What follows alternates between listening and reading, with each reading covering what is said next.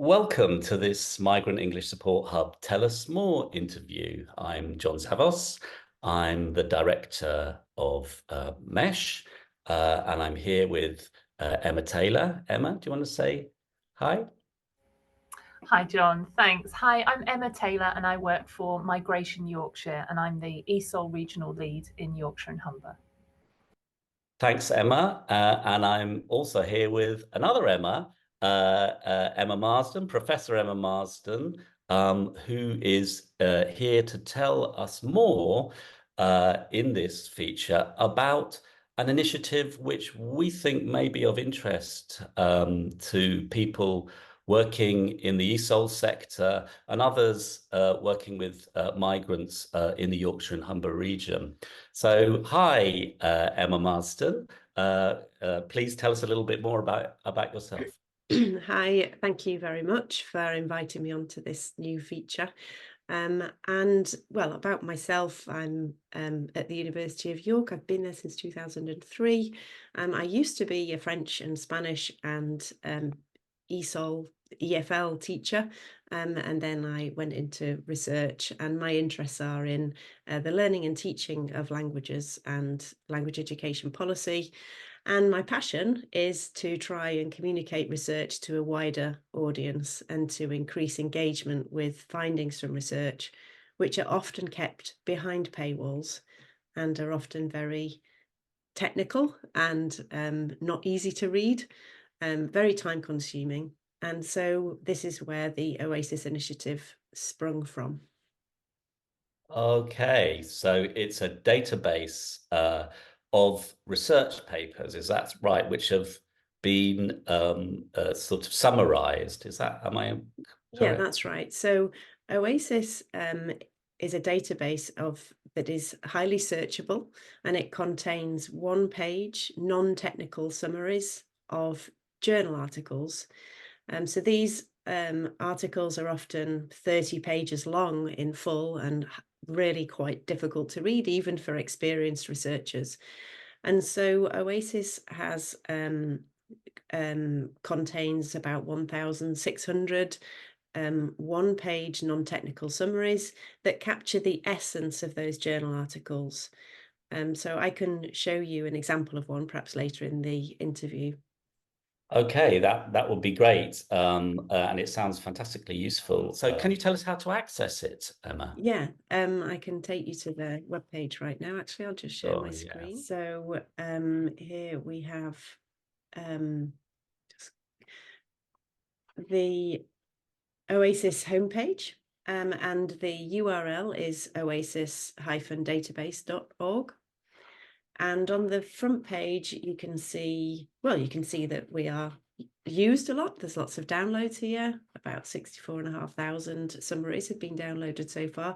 And the initiative started really in late 2018. And we have, I'll just first of all go to the collaborating journals so you can see who's actually feeding the database.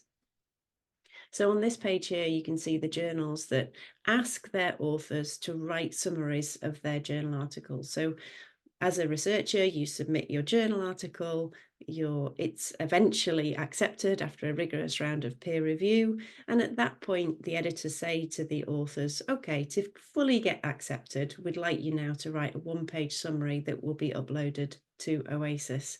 And the authors write their summaries in a very in a format that we decided with other journal editors. It's a kind of new genre, really, of writing, and it takes quite a lot of skill to summarize a complex journal article and put it into one page.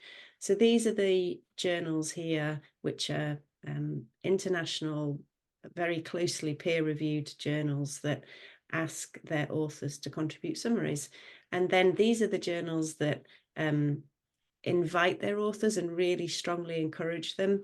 And then there are other journals that also support the initiative, and some authors write summaries and some don't. Oasis contains summaries about any research related to language learning and teaching. So any theory, any methodology, qualitative research, quantitative research, research about social linguistics, about policy, about language teaching, about testing.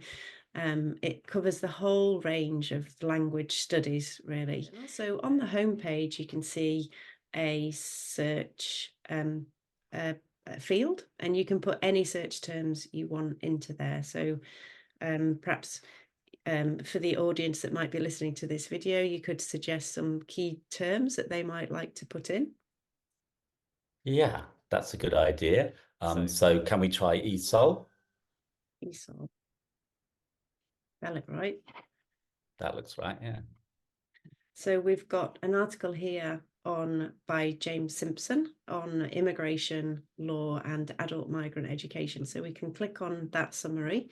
And if we want to know a little bit more about the summary, we can find where it was originally published. So we know this is a kind of quality assurance mechanism here, that you know it was published in a journal that is peer reviewed, and also that is on it's a citation index, which means that other researchers also cite this journal. And that's, again, one benchmark among many others, one benchmark of quality, that other researchers think this journal is citable and important, and it produces work that they also read and they cite.